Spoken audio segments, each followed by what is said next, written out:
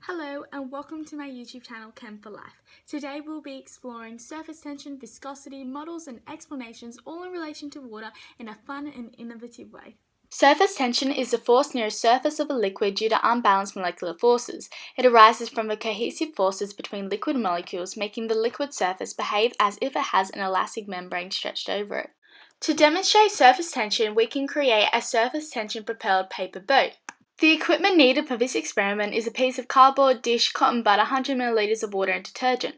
The independent variable is the change of liquid from soap to water, the dependent variable is the change in surface tension, and the controlled variables are the person conducting the experiment, the same amount of liquids, and the same use of equipment. This can be done by firstly making a boat out of a card and placing it in a dish of clean water. We then create a hole in the back of the boat. In this hole we place a small amount of liquid soap. But how exactly does this work? The attraction between water particles at the water's surface produces surface tension. It is the surface tension that allows the boat to float on top of the water. However, it is the adding of soap that disrupts the arrangement of water molecules, making the water molecules move from areas of high to low surface tension. Therefore, the boat is being pulled towards areas of high surface tension by the water in front of the boat. We can repeat this experiment several times to ensure that our results are reliable. However, we must use new water each time since the surface tension is reduced each time you add detergent. Now moving on to viscosity. Firstly, the viscosity of a fluid is a measure of its resistance to gradual change in shape by shear stress or tensile stress. When the intermolecular forces of attraction are strong within a liquid and the size of the molecules are large, the viscosity will be larger as it is harder for large molecules to slide past one another. In today's experiment, we will be comparing the viscosity of water, honey, and vegetable oil. The equipment needed for this experiment includes 3 glasses of the same size, 3 poker chips, and approximately 100 ml of water, honey, and vegetable oil. The independent variable is the change of liquids, the dependent variable is the change in viscosities, and the control variables are the amounts of water, honey, and vegetable oil and the poker chips.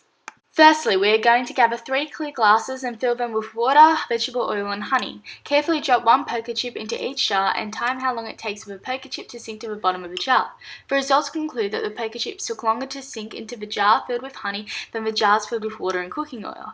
We can repeat this experiment several times to ensure reliability and we will still get the same response. When comparing the surface tension of honey and vegetable oil with water, we found that they were both significantly lower. This is because water consists of strong hydrogen bonds and the larger molecules in honey and vegetable oil.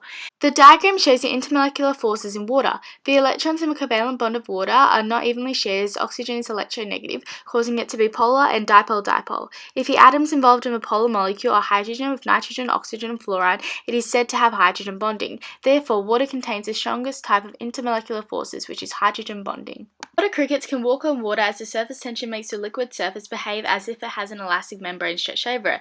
Thus, the weight of the insect makes a depression in the surface. Viscosity affects our cardiovascular system as it determines the amount of internal friction contributing to the flow of resistance in vessels. Thank you for watching.